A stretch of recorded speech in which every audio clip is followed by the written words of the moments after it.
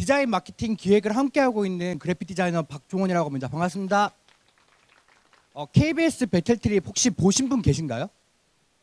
네, 보신 분 계실 거라 생각합니다. 왜냐하면 KBS 예능이라서. 네, 저는 KBS 배틀트립에서 스탬프 디자인을 맡고 있고요. 세종 여권 케이스 펀딩으로 현재 누적 3억 펀딩액을 달성했고, 페이스북에서 이슈가 되었던 활동들이 몇 가지가 있는데, 뭐니 해도 요즘 사람들은 저를 김연아 선수 금손 팬으로 많이 부르시더라고요. 아마 많이 보셨을 거예요. 간간히 배지 작업물들만 트위터랑 페이스북에 올렸었는데, 네이버, 다음, 네이트, 카카오 채널, 디스패치까지 다양한 플랫폼에 소개되어서 결국에는 생일 선물로 준비했는데 전 국민이 알게 돼버린 그런 작업을 했었는데요. 요즘엔 어딜 가나 제가 뭐 세종 여권 케이스나 뭐 이런 거 얘기하는 것보다는 김연아 선수 금손 팬이라고 얘기하는 게 더 많은 분들이 알고 계시더라고요. 살짝 당황스럽긴 해도 좀 좋은 타이틀인 것 같습니다. 김연아 선수분이 저의 뭔가 타이틀에 끼워지니까 너무 행복한 것 같아요. 그래서 오늘은 사실 이 얘기뿐만 아니라 조금 스펙타클한 제 이야기들이 조금 많아요. 그래서 제가 가장 소중하다고 생각했던 경험들을 여러분에게 들려드리고자 합니다. 인생의 전부였던 걸 포기하고 나서라는 타이틀이에요. 제 페이스북을 구독해 주시는 분들은 알고 계시겠지만 저의 전 직업이 있어요. 혹시 제 전 직업이 무엇이었을까요? 디자이너이기 전에 얘는 뭐 했을 것 같을까라고 생각이 드시나요? 별 생각이 안 드시죠? 저는 사실 세계 최고의 댄서가 되는 게 꿈이었어요. 네, 그래서 4년 동안 춤을 췄었고 4년 동안 디자인을 하고 지금은 다시 춤학원을 다니고 있는데, 중학교 3학년 때부터 대학교 1학년 때까지 스트릿 댄스 팀에 몸을 담고 있었고, 산업디자인학과를 선택했던 이유 또한 학원의 디자인적인 일을 도움이 되기 위해서 학과를 그쪽으로 선택을 하게 됐어요. 누구보다 진지하게 춤을 추면서 성장하려고 노력했던 사람이었지만 현실의 벽에 부딪혔던 건 20살 때였습니다. 10대 때는 학교를 마치고 학원에 가고 주말에도 공연 연습을 한다고 학원에 가는 게 일수였는데, 대학생이 된 뒤로 밀려오는 조별 과제에 좀 얼떨결에 맞게 된 1학년 과대표까지 학교 생활에 치여서 점점 연습실 가는 시간이 줄어드는 거예요. 그리고 사립대학교였기 때문에 어마어마한 등록금 문제를 감당하기엔 제가 아직 학원에서 수입을 창출하고 있는 위치도 아니었습니다. 그래서 금전적인 문제와 동시에 인간관계에 대한 수년간의 웅얼이 같은 게 쌓이면서 결국 학원을 그만두게 됐어요. 그만두면 다른 곳을 가면 되지 꿈이 그렇게 쉽게 접어지나요? 라고 생각하시는 분들이 계실 거예요. 근데 그 당시 제가 춤을 추고 있을 때 저희 지방에 댄스 학원이 그 학원밖에 없었어요. 그래서 제가 만약에 춤의 꿈을 이어가려면 좀 1시간 반 거리에 있는 뭐 부산 이런 데 가서 춤을 배웠어야만 했는데, 5년 동안의 팀 생활이 춤을 그만두고 나서 약간 트라우마처럼 남게 되더라고요. 그래서 꿈을 저절로 포기할 수밖에 없었던 것 같습니다. 그 이후로 사실 많은 방황을 했어요. 여러분들도 방황한 시즌이 있으시겠지만 저도 그 순간에 정말 많은 방황을 했었는데, PC방에서 어느 또래 대학생들과 다름없이 PC방에서 밤을 새고 뭐 술을 먹으러 가고 뭐 오전 수업을 빼먹고 방황하고 있을 때쯤에 아는 선배님께서 내년 대학교 총학생회를 함께 해보자는 제안을 주셨어요.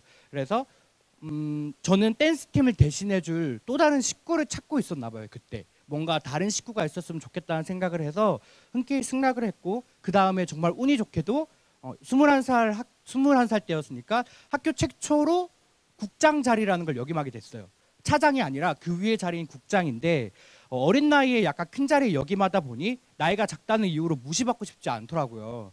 그래서 내가 춤 다음으로 뭘 할 수 있을까? 과연 뭘 해야 사람들한테 무시받지 않을 수 있을까라는 고민을 하다가 답은 웃기게도 뭐였을까요, 여러분? 춤 다음에 제가 뭐가 재능이 있다고 생각을 했을까요? 라고 생각을 했는데 전공을 하고 있던 디자인이었더라고요. 생각을 해보니까 초등학교, 중학교, 고등학교, 대학교 전공책에 제 낙서가 빠지는 장이 없었어요.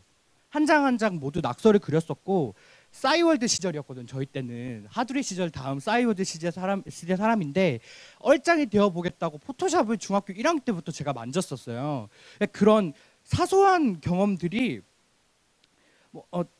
잠시만요. 제가 사소한 것들이 생각해보니 제 일상이 돼 있더라고요. 제가 잘했던 게. 그래서 춤 다음으로 잘했던 게 디자인이라고 깨달았고, 조금 더 진지하게 그 이후로는 디자인에 대해서 공부를 했었던 것 같아요.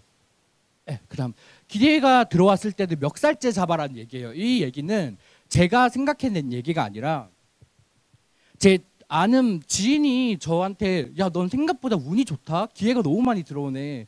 근데 너는 날리는 기회도 너무 많은 것 같아. 멱살째 좀 잡아라. 이런 얘기를 했었어요. 그래서 생각해낸 게 기회가 들어왔을 때도 멱살째 잡아라는 얘기인데, 지금부터는 제가 마케팅과 디자인을 하면서 겪었던 경험들을 여러분한테 알려드릴 거예요. 사실 지금까지 겪었던 경험들에 대해서 얘기를 하려면 밤을 지새워야 할 정도로 수많은 얘기가 있지만, 오늘은 그중 가장 재밌었고 제 인생의 터닝 포인트라고 생각했던 경험들을 얘기해 드릴 건데, 첫 외주를 받았을 때, 그리고 첫 인턴 생활을 했을 때, 그리고 첫 디즈니에 관련된 걸 했을 때에 대해서 얘기 드리고자 합니다. 저희 첫 외주는 주변 지인분들의 디자인건이 아니었어요. 원래는 대학교 때 디자인 전공을 한다고 하면 사실 지인들이 많이 부탁을 하잖아요. 야, 나 이 로고 좀 만들어줘. 야, 우리 행사 포스터 좀 만들어줘. 이런 식으로 얘기를 하는데, 저는 그 당시 돈 주고 지인들한테 디자인을 해준 경험은 없었고, 너무 영광스럽게도 저희 첫 외주는 공영방송인 KBS였었거든요. 그 당시 제가 제안서를 넣거나 했던 건 아니고, 페이스북을 하시는 분들은 아시겠지만 여행 커뮤니티 여행에 미치다라고 혹시 아시는 분들이 계실 거예요. 그 브랜드에서는 여행자들이 소통을 위해서 그룹을 운영하고 있는데, 그 그룹에 제가 2년 전에 직접 만든 랜드마크 디자인들을 업로드하며 소개한 적이 있습니다. 방금 화면에 보이시는 것처럼 세계 랜드마크를 이런 식으로 간소화해서 디자인을 한 경험이 있었는데요. 어느 날 여행에 미치다 대표님께서 연락이 오신 거예요. 메시지 내용을 요약하자면, KBS 예능 작가님이 대표님에게 연락을 하셔서 제 연락처를 물어보셨다는 거예요. 저는 당연히 흔쾌히 수락을 했죠. KBS 작가님이 저한테 연락을 주시는데 당연히 연락을 달라고 했었고, 그 이후로 바로 김칫국을 마시게 됐어요. 아마 여러분도 비슷한 경험이 있을 거예요. 뭐 누군가 자기한테 넌지시 얘기한 무언가로 인해 김칫국을 먹은 적이 있으실 텐데, 저도 마찬가지로 KBS에 취직을 하는 건가, 아니면 KBS 예능 작가가 되는 건가, 이런 식으로 김칫국을 마셨는데, 그토록 기다리던 작가님에게 연락이 너무 안 오는 거예요. 한 달이 지나도 두 달이 지나도. 그렇게 서서히 제 기억 속에는 이 이야기들이 잊혀져 가고 있을 즈음, 하루는 총학생회실에서 오랜만에 열심히 학과 과제를 하고 있었던 날이에요. 딱 재작년 이맘때였을 거예요. 날씨가 꽤 좋은 편이잖아요. 네, 그래서 이런 날에 과제를 하고 있었는데, 날씨와 걸맞게 그날의 휴대폰 메시지 알람도 너무 경쾌하게 울리는 거예요. 띠링 하고 아이폰 메시지가 울렸는데, 반갑습니다. 박종원 디자이너님, KBS 예능 작가 누구누구입니다. 다름이 아니라 작가님이 랜드마크 배지 작품을 여행에 미치다 그룹을 통해서 너무 잘 보다가 저희 프로그램 이미지와 너무 잘 맞을 것 같아서 연락드렸습니다. 라고 연락이 오셨더라고요. 2달 뒤에. 그래서 그 메시지를 보자마자 과제를 접고 바로 가방을 싸고 나간 기억이 있어요. 너무 행복해서. 그래서 작가님과 긍정적인 대화를 이어나가고 결국 여의도에 있는 KBS 홀까지 가서 계약서에 도장을 찍고, 현재 2년 동안 배틀트립 스탬프 디자인을 맡고 있는데요. 제가 아직 군대를 가지 못한 이유 중 하나입니다. 이게 계약서에 도장을 찍었기 때문에 KBS, 저는 사실 배틀트립이 이런 말을 해도 될지 모르겠지만 일찍 끝날 줄 알았거든요. 근데 생각보다 오래 하고 있고 2년 동안 하고 있고, 거의 KBS 금요일 저녁일 거예요. 그쪽 안방 예능으로 차지하고 있는 것 같은데, 그래서 항상 지인들이 종원아 군대는 언제 갈래? 이렇게 얘기하면 사실 그냥 하고 싶은 게 많아서 안 가는 거지만 변명 삼아 KBS 배틀트립 도장 찍어서 아직 못 가고 있어요. 이렇게 얘기를 하고 있어요. 그 이후로 작가님들의 컨택을 통해 배우고 있는 커뮤니케이션들이 사실 지금 하고 있는 외주들에 큰 도움이 되고 있는 것 같아요. 이 경험을 통해서 깨달은 건, 제가 어떠한 대가를 바라지 않고 정말 하고 싶은 일을 하다 보면 누군가는 저를 인정해 준다는 게 딱 생각이 났고요. 그 깨달음이 지금 제가 프리랜서 활동을 하는데 큰 도움이 되고 있어요. 그리고 세상에 정말 쓸데없는 일은 존재하지 않는 것 같아요, 여러분. 제가 진짜 이것 또한 쓸데없는 일이라고 생각하지 않고 나만 만족하면 된다고 했던 일인데, 결국 KBS 배틀트립 디자인까지 할 수 있게 되었고, 그래서 세상에 쓸데없는 일이 존재하지 않는다는 걸 분명히 여러분도 알아주셨으면 좋겠습니다. 그리고 저는 디즈니의 꿈 같은 이야기들을 정말 좋아하는 디즈니 광팬이에요. 아마 이 자리에도 디즈니 광팬분들이 계실 텐데, 그 회사의 일원이 되어 많은 사람들에게 제가 받은 감동을 나눠주고 싶은 역할을 해보고 싶었어요. 그래서 작년에 디즈니에 관련된 제품을 만들어 보고 싶다는 생각을 해서 아이폰 케이스를 무작정 디자인을 했습니다. 네, 이렇게 아이폰 케이스인데 좀 제가 표현을 하려고 했던 게 애플 로고가 달이 되고 그 뒷모습을 캐릭터들이 쳐다보고 있는 디자인을 했었는데요. 이 디자인을 들고 디즈니 라이센스를 들고 있는 한국의 모든 기업에 제안서를 넣었어요.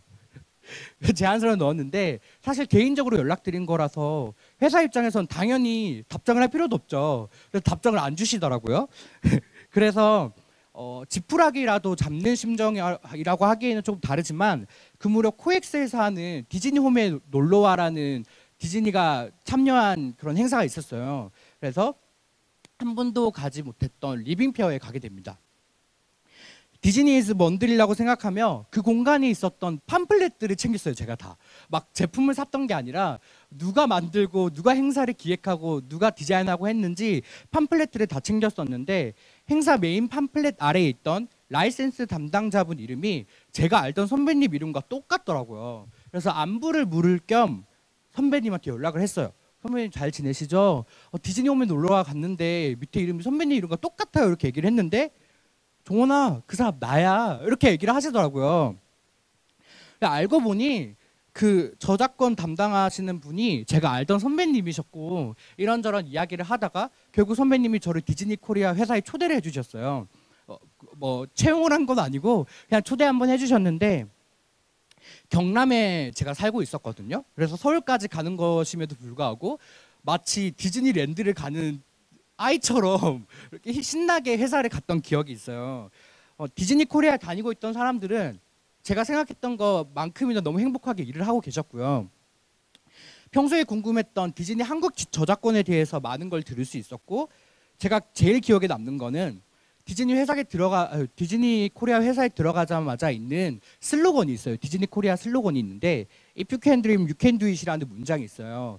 너가 꿈만 꾼다면 너는 할 수 있어라는 문장인데, 그날부터 그 문장이 제 마음속에 박혀서 지금보다 조금 더 무모한 꿈을 꿔도 되겠다라는 생각을 그때부터 시작했어요. 여기서 머무르면 안 되겠다. 더 큰 꿈을 꿔도 되겠다라는 생각을 했었고요. 되게 한국 사람들은 꿈의 직장을 아직까지도 국내 대기업에 머물러 있는 것 같아요. 뭐 저희가 아는 S사, H사, 뭐 음식을 맛있게 만드시는 C사 같은 경우가 있는데요. 그날 디즈니 코리아를 다녀오고 난 이후로는 국내 대기업보다는 감히 꿈도 꾸지 못했던 외국계 기업들을 꿈의 직장이라 생각하게 됐고, 현재는 그렇게 그런 곳에 다니고 계신 직원분들과의 콜라보를 통해서 그 꿈이 조금 더 가까운 미래가 되지 않았나 생각하고 있습니다. 또 몰라요. 여기 계신 어떤 분과 함께 제가 구글 본사에서 일을 함께 하고 있을지 모르니까 여러분과 함께 저도 화이팅 했으면 좋겠습니다. 다음은 저희 첫 인턴 경험에 대한 이야기인데요. 이런 식으로 살아왔던 저의 인턴 경험이 아마 궁금하실 것 같아가지고 인턴 경험까지 얘기해 드리고자 하는데, 저희 인턴 경험 또한 남다른 재밌는 스토리가 있어요. 제가 페이스북에서 크리에이터라고 불릴 만큼의 활동을 시작한 게 지금은 24살인데 22살 때부터였거든요. 그때부터 지금까지 제 활동들은 손에 꼽지 못할 정도로 정말 많은데, 한 번은 포켓몬고 아시죠, 여러분? 포켓몬고 아마 흥행했을 때 다들 아실 거예요. 근데 포켓몬고가 한국에 상륙하기도 전에 포켓몬고 코리아라는 페이스북 페이지를 만들었어요, 제가. 근데 처음으로 만들었던 콘텐츠인 세계별로 등장하는 전설의 포켓몬이라는 콘텐츠를 만들었었는데, 이 콘텐츠인데 혹시 보신 분이 계실 수도 있어요. 워낙 그 시절 때 네이버나 이런 데 많이 떠돌아다녔어가지고. 근데 이 콘텐츠가 흥하면서 곧바로 포켓몬고 출시 전에 페이지 구독자가 3만 명이 됐어요. 2주 만에 3만 명이 됐었거든요. 그래서 개인적으로 공식 페이지가 아니어도 뭔가 풍기는 느낌은 공식적인 페이지처럼 보이는 마케팅을 선호했기 때문에 포켓몬고 한국 론칭 이후에는 페이지 구독자가 5만 명이 됐었어요. 그래서 이 영향력으로 무언가를 하고 싶어지는 거예요, 이제. 그냥 팬페이지가 아니라 내가 이 페이지의 영향력으로 뭔가를 할 수도 있겠다라는 생각을 하게 돼서 그 당시 시리아 난민 어린애들이 포켓몬 캠페인을 벌였어요. 포켓몬 고에 관심을 가지는 것만큼 우리한테도 관심을 가져달라라는 캠페인을 했었는데 포켓몬에 관련된 배지를 만들어서 펀딩을 하게 되면 시리아 난민 어린애들을 좀 도와줄 수 있겠다라는 생각을 해서 포켓몬 코리아에 연락을 했어요. 연락을 했는데 너무나도 좋은 기획이지만 아쉽게도 진행하지 못할 것 같다는 답변을 받았고, 동시에 페이지에 올려지는 포켓몬에 관련된 저작권들이 아마 좀 우려가 된다는 이야기를 듣고 그날 이후로 페이지를 삭제하게 됐어요. 그런 날이 있었는데 어느 날 취업을 완전 포기했던 4학년 2학기 때였어요. 저는 취업 치포생이거든요. 수포생도 아니고 치포생이에요, 여러분. 막 뭘 하려고 생각하지도 않았고 친구들이랑 술 마시면서 막 게임만 하는 삶을 살고 있다가 제가 포켓몬고 코리아 페이지 운영할 당시에 포켓몬 지유랑 이슬이 코스프레를 하고 속초에 가신 분들이 계세요. 그런 분들이 계신데 그 커플분들이랑 컨택을 진행하다가 남성분과 페이스북 친구를 계속 이어왔거든요. 근데 그 남성분에게 어느 날 갑자기 페이스북 메시지로 연락이 온 거예요.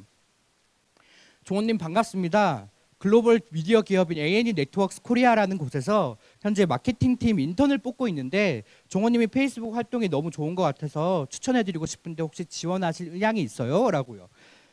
사실 그 당시에 한국 론칭을 앞두고 있는 기업이었기 때문에 얼마나 멋지고 대단한 곳인지 몰라서 구글링을 해봤어요. 아마 여러분도 똑같이 저처럼 이런 제안을 받았을 때 이 기업이 무슨 기업인지 하고 구글링을 먼저 해보셨을 거예요. 그래서 구글링을 했더니 이렇게 나오는 거예요. TV 프로그램도 많고 관련 검색어에 제일 제가 긍정적으로 생각했던 관련 이거 보이시겠지만 월트 디즈니 컴퍼니가 있어요. 알고 보니 디즈니 합작회사였더라고요. 미국의 5대 미디어 기업 중 한 곳이었고 디즈니 단어만으로도 너무 긍정적인 느낌이 들어서 바로 좋다고 답장을 드렸어요. 너무 좋아요. 저 바로 올라갈 수 있어요. 이런 식으로 답장을 드렸고 그 당시 제작하지도 않았던 포트폴리오를 당일에 바로 제작을 해서 며칠 뒤에 오프라인 면접을 보고 인턴 확정이 돼서 대학교 취업계를 내고 바로 서울로 올라왔어요. 주로 회사에서 했던 업무는 페이스북 페이지 콘텐츠를 디자인하는 업무였지만 이미 한국에서는 외국계 기업에서 정말 유명하고 대단하신 분들이 많으셨거든요. 저희가 알고 있는 셀레브 이런 인터뷰에 나오시는 분들 있잖아요. 태용 이런 샌프란시스코 실리콘밸리에서 한국인으로 일하고 계신 그런 분들만큼이나 대단한 분들이 많으셨기 때문에 마케팅 전략부터 프로그램 업무 능력 그리고 영어까지 많은 요소들이 한꺼번에 성장할 수 있었던 인턴 경험이었습니다. 다음은 제가 제일 좋아하는 말이에요. 실패는 성장의 어머니라고 저는 얘기를 하거든요. 아마 화면에 보이는 글은 모두가 아는 단어에서 한 글자만 바뀐 글일 거예요. 원래는 실패는 성공의 어머니라는 이야기가 있지만 오히려 저는 실패를 했을 때 성공을 하지 못하면 그 단어가 자존감이 낮아지는 단어로 받아들여지더라고요. 실패를 하면 성공은 해야 되는데 성공은 왜 안 하지라는 생각을 하면서 나 혼자 그런 건가 이런 식으로 자존감에 많이 빠졌었는데 제 인생의 첫 실패는 아직도 생생하게 기억에 남아요. 랜드마크 디자인 아까 했다고 얘기 드렸잖아요. 랜드마크 디자인을 하면서 KBS 방송국보다 저한테 먼저 손을 내민 분이 계셨어요. 그분은 사업을 부산에서 따로 하고 계셨고 대가를 바라지 않고 저를 도와주시겠다고 연락을 오셨었거든요. 네. 배지를 판매를 한 적이 있었는데 그때도 유통까지 도와주셨고 저에게는 그 당시 정말 소중한 분이셨어요. 그 당시 저는 랜드마크 디자인으로 돈을 왕창 벌어보겠다는 생각은 하고 있지 않았고 반대로 그분은 이 랜드마크 디자인으로 한국에서 돈을 왕창 벌어보겠다고 저한테 손을 내민 것이었더라고요. 그래서 저는 그 수익금을 모아둔 채로 나중에 다른 사업이나 다른 걸 디벨롭 시킬 때 써봐야겠다고 생각을 했는데 그분이 갑자기 연락이 오셔서 수익금의 50%를 달라고 얘기를 하시는 거예요. 근데 사실 생각해보면 그때 당시 수익금이 1,000만 원 단위가 아니라 100만 원밖에 없었어요. 모아둔 돈이. 그걸로 사업도 하기 힘든데 대가를 바라지 않다고 저의 성장 가능성을 보고 연락 주셨던 분이 50%의 수익금을 달라고 하시니까 저는 좀 얼떨떨한 동시에 이게 잘못 퍼뜨려지면 내 이미지도 망가질 것 같다는 느낌에 100만 원 중에 50만 원을 그분한테 입금을 해드렸어요. 그 이후로 생각이 든 게 더 열심히 해서 내가 몇백만 원의 가치가 아닌 몇천만 원, 몇억 원의 가치를 가지는 사람이 돼서 그분한테 본때를 보여주겠다는 생각을 했어요. 내 성장에 그분이 후회를 했으면 좋겠다는 생각을 했었거든요. 그날을 포함해서 신기하게도 제 인생의 터닝 포인트였던 순간들은 크게 실패를 했던 순간들이더라고요. 그래서 굳이 사업에 대한 실패뿐만이 아닌 뭐 인간관계, 디자인, 취업 등이 있었는데 생각해보니 성공했던 순간들보다 실패를 했던 순간들에 제가 성장을 한다는 걸 느끼게 됐고, 저는 지금 이 순간에도 사실 실패를 설렘으로 기다리고 있어요. 제가 얼마나 성장을 할 수 있을지 궁금해서, 그리고 실패는 성장의 어머니라는 말을 엄청 많이 믿고 있어서, 그래서 실패를 받아들이는 법이라고 해서 페이스북에서 한번 영상이 올라온 적이 있어요. 사람마다 실패를 받아들이는 법이 다른데 그게 얼마나 재밌게 실패를 받아들이느냐의 차이가 성장의 스펙트럼을 얼마나 넓게 만드냐의 차이라고 들어본 적이 있는데, 그 법 하나만 바뀌어도 여러분 하루가 바뀔 수도 있어요. 그리고 나비 효과라는 단어는 분명히 존재하듯이 그 하루가 여러분 인생을 바꿀 수 있다고 저는 믿고 있습니다. 마지막으로 제 삶의 가치관을 얘기해 달라고 하셨는데, 저는 아직 24살밖에 안 됐고 삶의 가치관을 만들어가고 있는 단계라 생각해서 이 부분에 대해서 정말 많이 고민을 했어요. 사실 강연하는 것도 별로 안 좋아하는 게, 아직 저도 성장하고 있는데 어떻게 강연을 하냐 이런 생각도 하고, 보이시죠 여러분, 대본 들고 나오고, 이 대본이 없으면 정말 말을 못할 것 같아서 대본을 들고 왔으며, 저 뒤에 보이는 청심환 또 저가 지금 먹었거든요. 그래서 이렇게 막 사람이 많은 것도 아니지만 한 사람 한 사람한테 전달하는 게 중요하다고 생각해요. 왜냐하면 저도 살면서 한 사람 한 사람한테 받은 영향력이 너무 많아서, 아무리 크던 작던 강연이라는 자리에서 연사로 나왔을 때는 누군가 한 명한테는 꼭 도움이 됐으면 좋겠다는 생각을 하고 있어가지고, 마지막으로 저의 삶의 가치관은 Believe, Accept, Challenge예요. 이게 무슨 말이냐면 믿고 인정하고 도전하라는 말인데, 삶에 대한 가치관이 저도 너무 빠르게 바뀌고 있는 요즘이라서 이게 당장 내일도 바뀔 수 있는 삶의 가치관이요. 하지만 지금도 이 가치관을 이어져 오고 있다는 걸 말씀드리고 싶고, 우선 어떠한 프로젝트나 디자인을 진행할 때 남이 아닌 나 자신을 먼저 믿는 게 중요하다고 생각해요. 그리고 아무리 내가 실력이 부족해도 나 자신을 믿고 실행하고 공부하고 성장할 수 있도록 응원하는 것, 그리고 나를 인정하는 것이 무엇보다 살면서 정말 중요하다고 생각합니다. 세종 여권 케이스를 펀딩을 하면서 사람들이 자주 질문을 해요. 야, 어떻게 그 여권 케이스 하나만으로도 3억을 찍냐 이런 식으로 얘기를 하거든요. 그리고 이거는 여담이지만 오늘 새벽에 2억을 찍었거든요. 앵콜 펀드 2억을 찍었는데, 그 질문의 해답은 좀 전에 얘기해 드린 게 해답이에요. 믿고 인정하라가 진짜 해답이거든요. 나를 얼만큼 성장시킬 수 있는지가 성공이란 단어 표현하기 싫으니까 성장을 할 수 있는가의 차이일 텐데, 자만하지 않고 어떠한 게 부족한지 인정하고 찾으려고 노력했던 것이 성공적인 펀딩을 이끌어낼 수 있는 방법이었다고 생각해요. 또한 서로의 부족함을 챙겨주며 함께 시너지 효과가 날 수 있는 사람을 만났다는 것이 펀딩의 성공에 큰 영향이 있었던 것 같습니다. 저는 개인으로 펀딩을 연 게 아니고요. 업드림 코리아라는 회사와 같이 펀딩을 열었어요. 그 회사는 정말 칭찬할 게 너무 많은데 한 가지만 얘기해 드리자면, 산들산들이라는 생리대를 펀딩을 해서 몇억 원의 펀딩 목표액을 달성했고, 아마 여러분들도 산들산들이라는 생리대 펀딩을 한 번쯤은 들어보셨을 거예요. 그 대표님이 깔창으로 생리대를 쓰고 있는 친구들이 너무 안 좋아 보였고, 그리고 그거를 조금 더 디벨롭 시켜서 펀딩을 이끌어내서 어떻게 좋은 제품을 싸게 친구들이 이용할 수 있을까라는 고민을 하다가 했던 게 산들산들 생리대였는데, 그것처럼 그런 좋은 회사와 함께 펀딩을 해서 좀 좋은 시너지 효과를 낼 수 있었지 않나라고 생각하고 있고요. 마지막으로 말씀드리고 싶은 챌린지, 도전인데요. 조금 전 얘기해 드린 것처럼 실패를 너무 두려워하지 말고 마음껏 도전하는 삶을 살았으면 좋겠습니다. 작은 것에 열광하고 도리어 주목받지 못하는 게 큰 거예요. 방금 첫 번째 연사분이셨던 분도 사실 1인 크리에이터임에도 불구하고 하나의 영상이 몇백만 조회수를 이뤄내고 있는 걸 보면 이게 맞는 얘기인 것 같아요. 1인 크리에이터가 공중파 방송에 최근에 나온 거 아시죠? 그 뷰티 크리에이터 이사벨 씨가 공중파 방송에 나오는 거 보고, 그리고 강유미 씨, 그리고 많은 개그맨들, 개그우먼들 분들이 유튜버로 전향하고 있는 걸 보니 이미 세계에서는 크리에이터들의 성장 가능성을 미리 보고 지금 변하고 있는 게 아닐까 생각하고요. 한국도 마찬가지로 1인 크리에이터 시장이 지금보다 훨씬 더 많이 넓어질 거라고 생각해요. 방송사와는 별개로.